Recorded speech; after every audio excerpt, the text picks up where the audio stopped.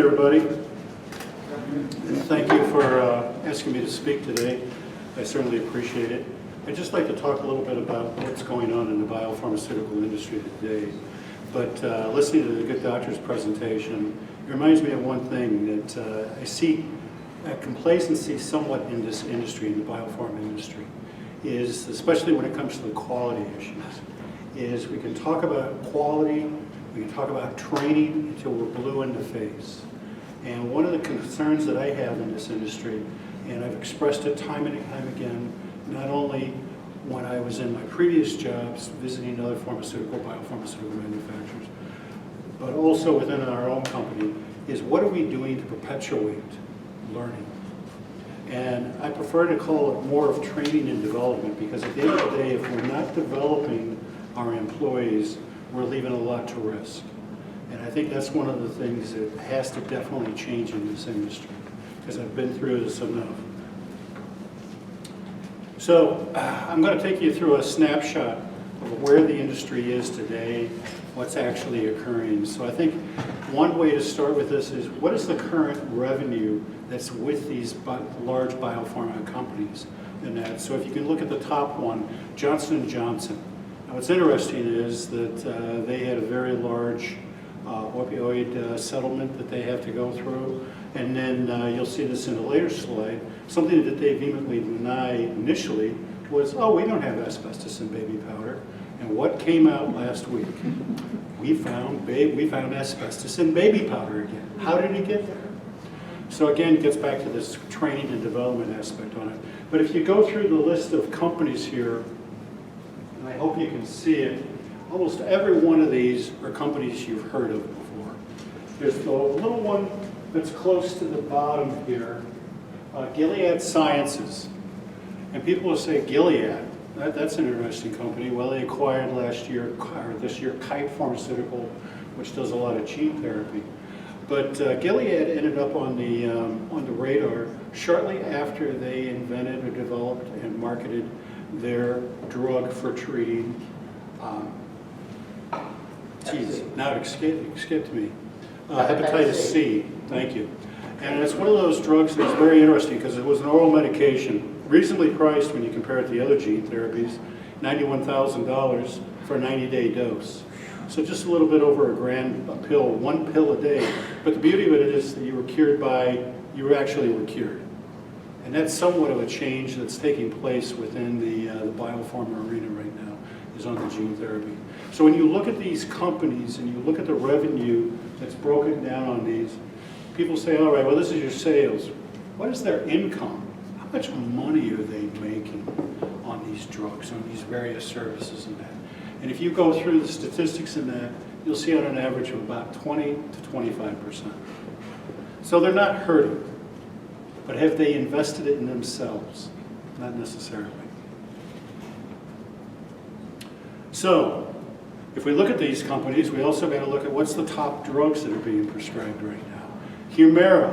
And there's one thing that I do want to back up to on a previous slide, if I may, that if you look through this list of companies in that, and the products that they make, which is the next slide here, if I can get the right thing, is that you look at these drugs, and almost all of them are some type of biological material. When I started in this game, everything was pretty much active pharmaceutical ingredient. Classic word for saying organically synthesized materials. Now we're working with living cells that's secreting a product.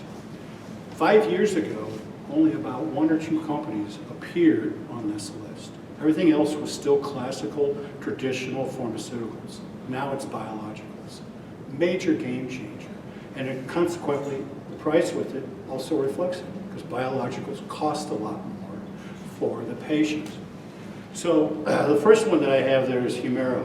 And this is one of the most interesting drugs when Abbott developed it, because they decided we're going to have this treat over 8 different types of indications. It was remarkable at that time. Everybody in the industry said, 8? You know, we're dealing with 1. Why do you want to do 8? Well, they saw the real benefit in this, that it did everything from ulcerative colitis to rheumatoid arthritis and everything else in between. And they say, Let's market it for this so we don't have to come back and remarket and apply to FDA. It was a real game changer. They set the stage. Now some of the other companies are starting to follow suit on this. Heart disease, still the #1 killer in the US, still within the globe. And a lot of it is when you look at the drug development pipeline, when you look at cardiovascular diseases or you look at cardiovascular medications, it's one of the lowest ones on the list. Why? Sometimes just by a lifestyle change makes all the difference in the world. So push yourself away from those plates. Hopefully we didn't have too many carbs today. When you look at this, it's always staggering, over 787,000 deaths. When you go through that, it's over 2,100 deaths a day. Just unbelievable.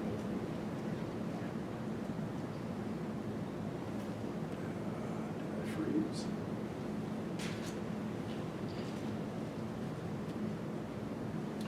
The big one, this is where all your drug companies, pharmaceutical companies are investing their money. Cancer research.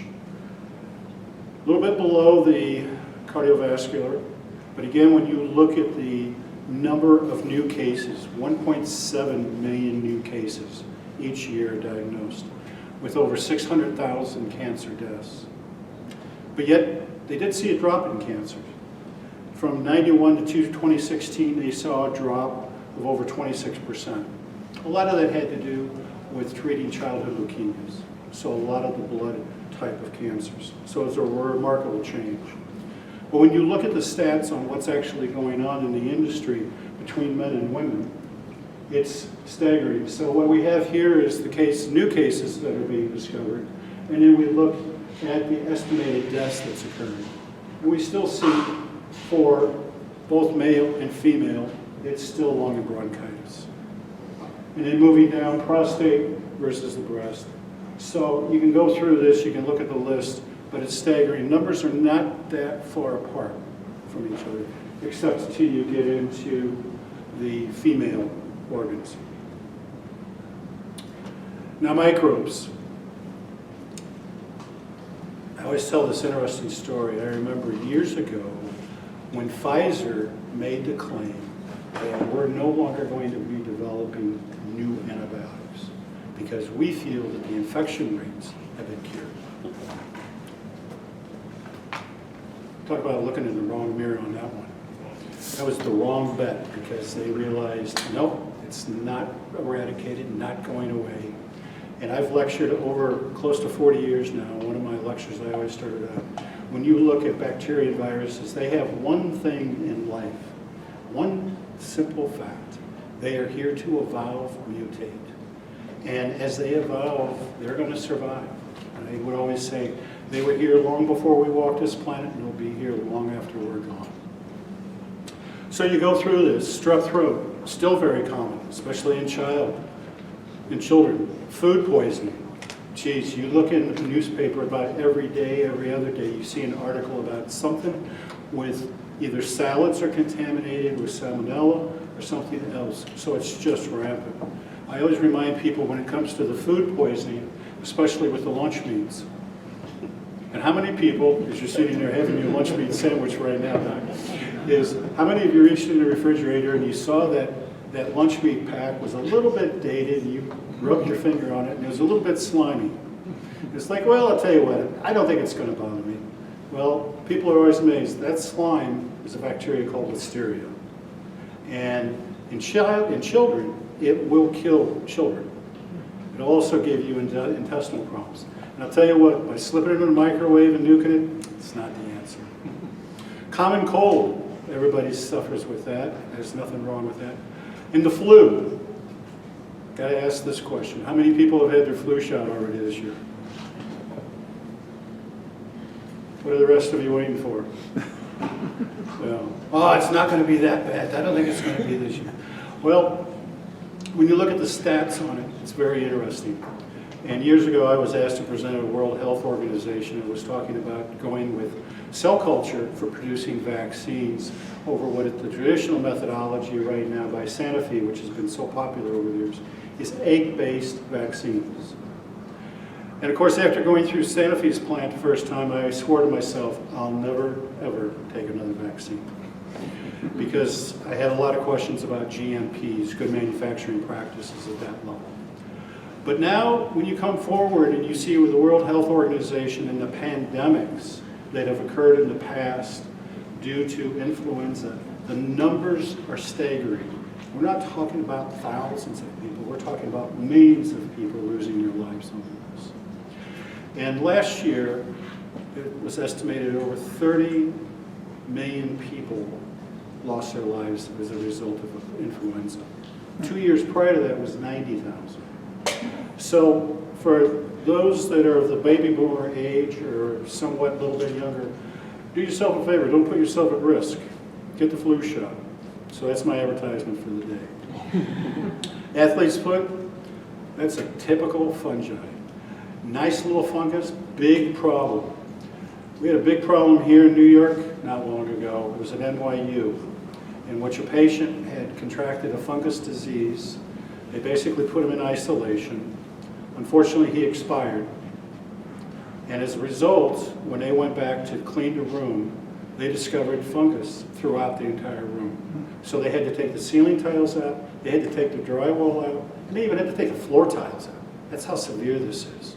So fungus diseases, I think, is going to be on the rise. In malaria, well, thanks to the Bill Gates Foundation, Bill and Melinda Gates, they've done a lot to help us. I don't know if they'll ever be eradicated, but a lot of changes. Human viruses. And being here in New York, we all know what happened with the mumps this past year. That all of a sudden we saw a major increase in mumps outbreak. But you go through the real popular ones: chicken pox, Ebola, Hep C, influenza, measles, mumps, polio. Polio made an appearance last year. Unbelievable. Rabies, Zika, we're still trying to figure it out. And even though that is not a virus, that's, anybody with biology, microbiology background here? That's a bacteriophage. But I think it basically speaks volumes on actually what's happening, because it's injecting into the cell some type of DNA material. I'll get the slides right. I'll get an advantage here. I'm so used to using the pointer. So medicines in development. Just a quick overview. This is where we stand right now, what's in development. You can see the list. And as you come up here, you can see on your cancer, it just leads it. Cardiovascular, as I said earlier, drop in the bucket. And this chart basically takes you through phase 1 all the way through phase 3. So these are your clinical trials that your pharmaceutical manufacturers have to complete before a drug is approved. And then in the last step is the application. One step that they don't have in this slide, or one legend they don't have it, is phase 4. And phase 4 is critical because that's the post-marketing of your pharmaceuticals. So as you open your pharmaceutical packet and you look at your package insert and you see the adverse events, and that list goes on, and it basically has everything from asthma to urology type problems, and it's like, do I even want to take this? But a lot of that is basically collected as a result of these clinical trials. But I advise you, if you are taking any type of prescriptions and you see something that's not on that list, you need to call your physician and you need to call your pharmacist, because by law they have to report that back to the originator, and the originator has to report it to FDA.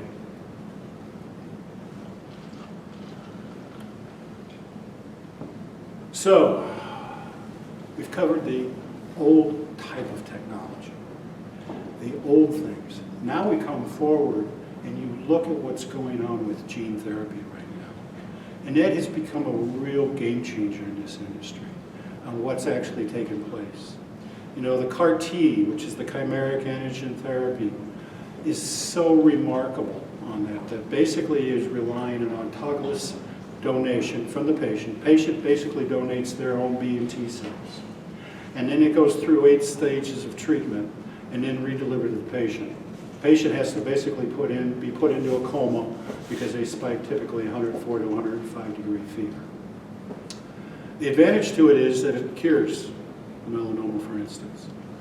But it comes at a price, $2 million plus. depending on how long the hospital stay is. But it's remarkable because you look at the model that the pharmaceutical manufacturers have always done in the past is, it's like, let's treat the symptom.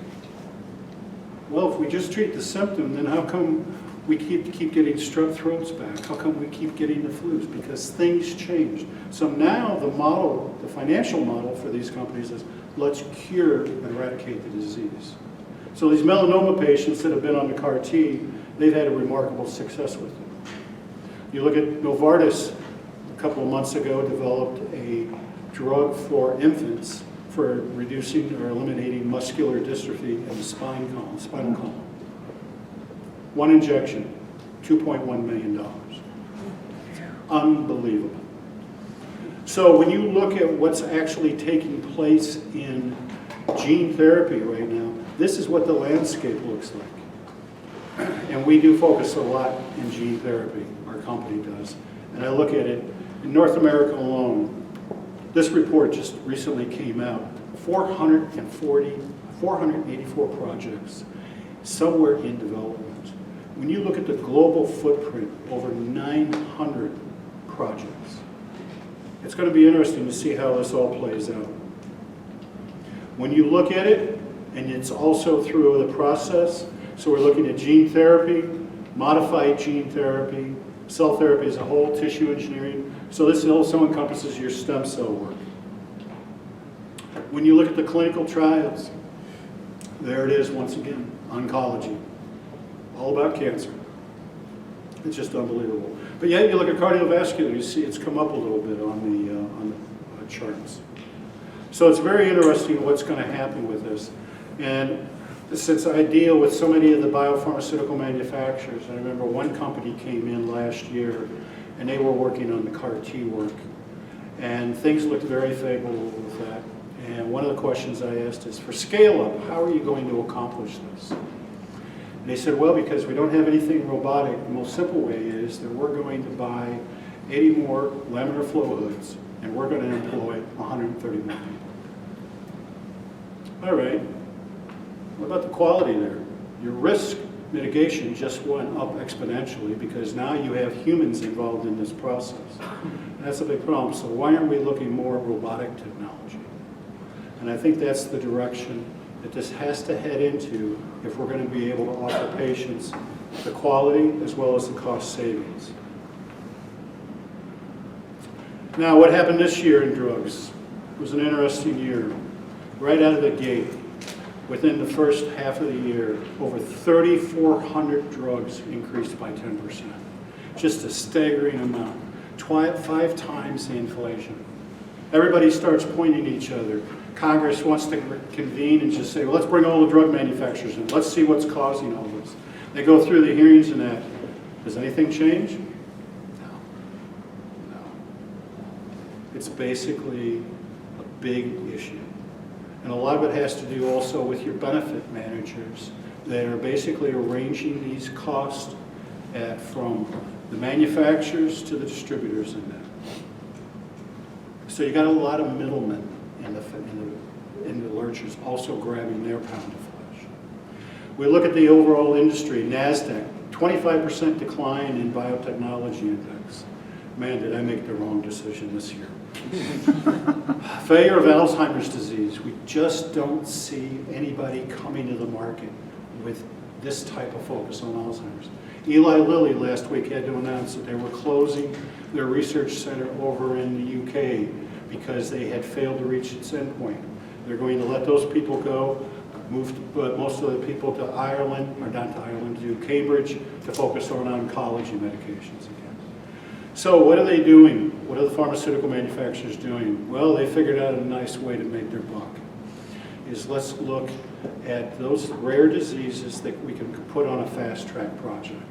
And by doing it on a fast-track project, we're easy to understand what the disease is, how to repair it, and you look at the rate of patients affected with it, 1 in 200,000. And the clinical trials can be relatively small, and what's really amazing is that there's no control group. So the development time is reduced 5 to 10 years. So when you look at your life patents on these drugs, these companies now will have a lot more operating income. Now we get into the quality aspects. Form 483s. You know, what we basically saw over last year is that it seems to repeat year after year. We've got issues in production, quality, materials, supply chain, raw materials, facilities and equipment that's dated, laboratory controls, and packaging and labeling. These are your top, this is your top list right here. But since we're in New York, I got to do a little bit like be a little bit like David Letterman. My top 10 list of manufacturing facility related problems. No written stability program. Calibration and testing of equipment. For those of you that have been through the pharmaceutical plants, I'm sure you've seen when you look at calibration stickers on various equipment, gauges, pumps, and it's out of date. You've missed the date on it. Where's metrology and all this? Procedures to maintain sterility is lacking. Control systems for computers lacking security. You would have thought Merck would have discovered that after last year with a huge